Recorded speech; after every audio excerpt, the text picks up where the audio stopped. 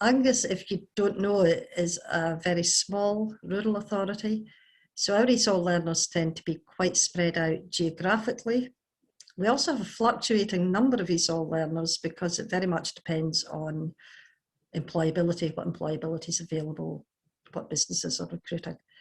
So we experience difficulties that other people in rural authorities will share and be well aware of that aren't so much the case in bigger urban authorities. We struggle with things like transport. Learners are not able to transport themselves often from one town to the next, which means that we have classes, evening classes primarily, with very small numbers of learners, but we have lots of them dotted across the authority. Dundee's a very small city. You could probably walk from one side to the other in about 40 minutes. So we don't have any of the transport issues that our neighbours in Angus have to deal with. It's also a very diverse city. We've got a very long history of welcoming new communities in Dundee. And subsequently, we have a lot of ESOL learners. Our classes are very full. We teach around 150 learners in Dundee City Council classes at any one time. We have quite a big department across the two campuses, but most of it is in Gardyne, with 11 streams of full-time students in Gardyne and just 2 in Arbroath. We also have part-time courses on our portfolio and quite a number of classes which we provide in partnership with the Dundee and the Angus ESOL Community Partnership. The Women's Centre has existed since 1969 and has worked with women in Dundee from lots of different countries, a lot of different backgrounds, educational, cultural backgrounds, and women who have lived in Dundee for a long time or just for a few months. And we aim to help these women integrate in their new lives in Dundee and to help them gain the confidence, the self-esteem and the qualifications that they need to fulfill their dreams and their potential here.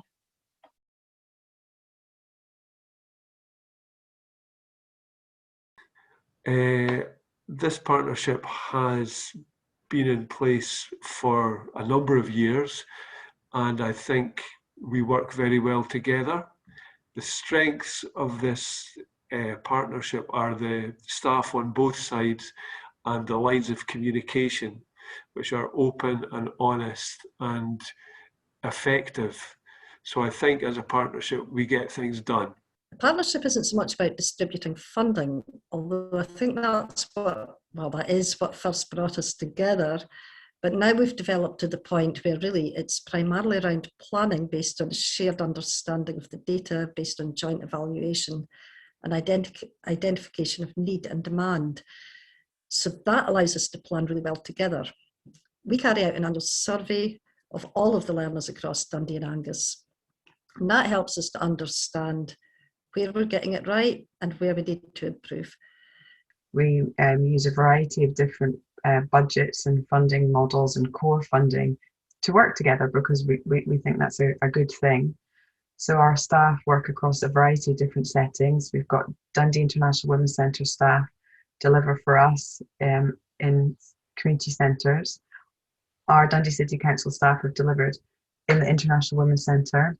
We've got college staff who are delivering in the community and in community centres and in the International Women's Centre. We've got Angus learners who've come and learned with us in Dundee before. So there's a lot of collaboration and there's a lot of richness from that, which is great. Since we've been delivering online, we've actually been able to move into more joint delivery. So for example, Dundee and Angus has been able to deliver classes with learners from both areas, and that's worked quite well for some of our learners. The other thing I think that makes our partnership work well is that we're very lucky in Dundee and Angus that our partners in Dundee and Angus College have a good understanding of community-based ESOL delivery, and they support that really well. First of all, we work with many women who are not able to attend college for various reasons. It might be because they don't have the confidence, they don't have a formal educational background, they have young children. It might be because the families do not agree for them to attend college setting. So the fact that the college comes to the center in our local community and delivers college level learning has been fantastic. I mean, I believe we have a really strong partnership, and I think it works well because we have a respect for each other on a personal level, not just the leads, but the teachers and all the other people who are involved in making the successful courses. And I think part of that is that we accept that each organization works in a different way and that each organization has a unique contribution to make.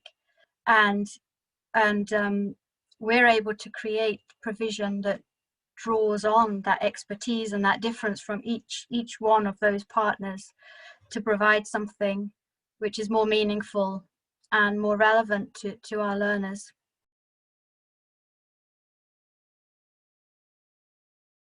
Sometimes we don't know exactly what's going on at any given time within each partnership. And I think if we knew more about all the provision that was being offered, maybe we'd be able to tie it in a little better. I think another of the challenges we have is the processes and the processes we have to go through and all the hoops we have to jump through behind the scenes, whether that's for funding or whether that's for getting a new course up and running. In terms of challenge, I think the biggest difficulty that we face is less about the operation of the partnership and more about the demands that have been made on us since the Scottish Government funding moved from being distributed through the Community Planning Partnership and went to the SFC. That's caused some issues for all of us. For the CLD partners, the requirement for funding to be for credit-bearing activity has been quite difficult to meet. We're not even that clear yet whether this is or isn't the case.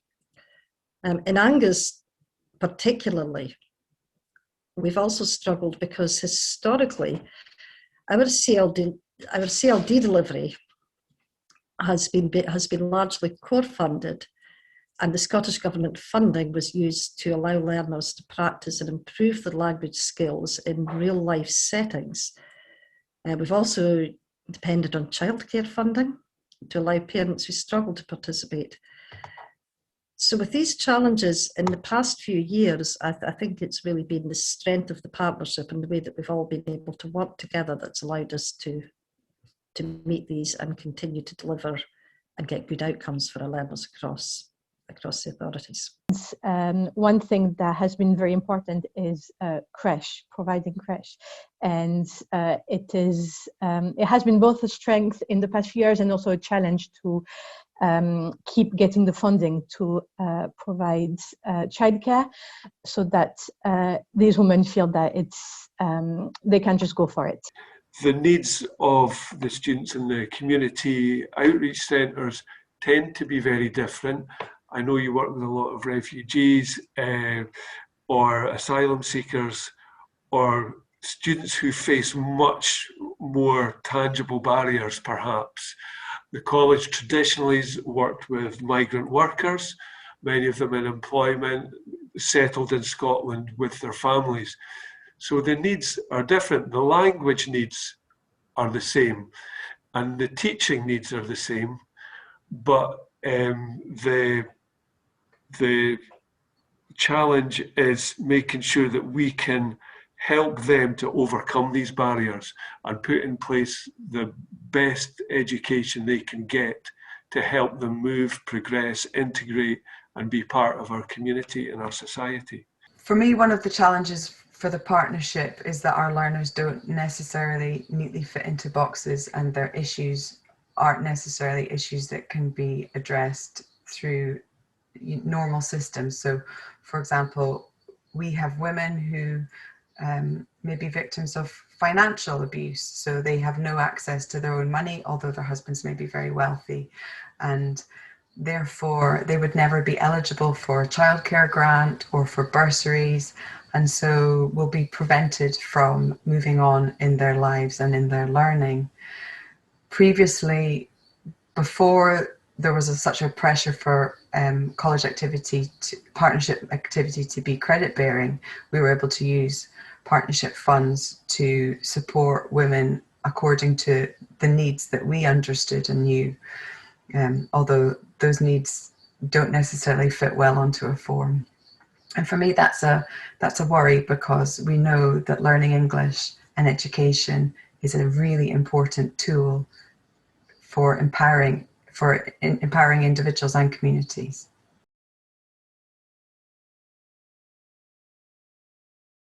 The Transitional Pathways came from a realization that some of our learners were struggling with college, and some of them had gone to college and applied to college and then had dropped out and thus lost one of their years of bursary funding.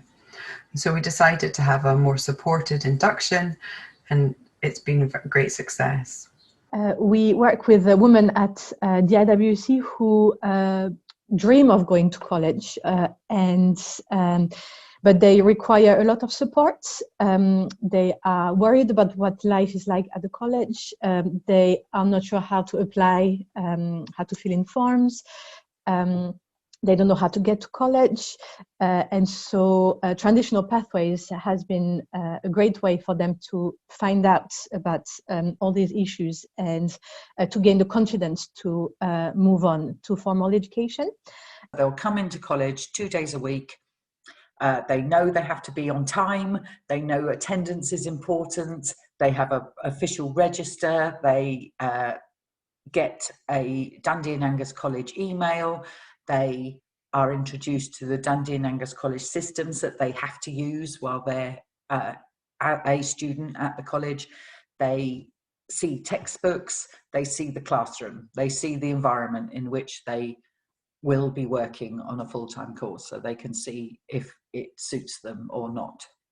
So one of the key successes is we have a member of staff from the community who comes and teaches on it. And similarly, we've got a member of staff at college who teaches in the community. So there are key links, and that is absolutely fundamental to making it work, because there's a familiar face. I find it very rewarding because I work in 2 places and I can see both sides, and it's very, gives you the satisfaction to see your learners progressing and trusting. I think one of the things that works well is that they can see, well, one is me. They see me. They've got me in the community, and then they've got me in college. And I think that helps, because that's a person they know.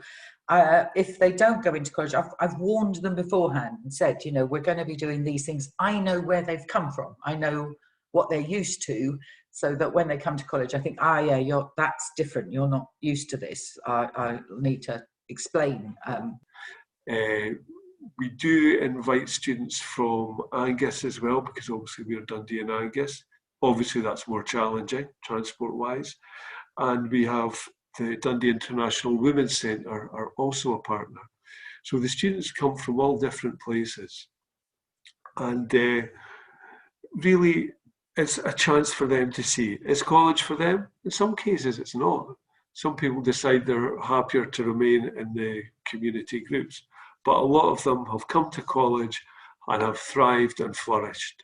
Working out the logistics of going from home to the creche to the college in time to start the class. So it gives opportunity for the students to try all these things out and see whether college is right for them. And sometimes after the course, some students decide that it isn't the right thing, and that's absolutely fine, because that's one of the aims of the course in the first place, to give those informed to give information so that they can make decisions. We've learned as we've gone along, and we're still learning, and we'll still make changes to it. But I think that's the course which shows the collaboration between all of our 4 partners. It's absolutely great. because we have the support from everywhere. We learn with each other and we support each other. And it's all the same goal, which is to focus on the learners. So I absolutely love working, with a variety of teachers from different, backgrounds. And yeah, it's very, very positive.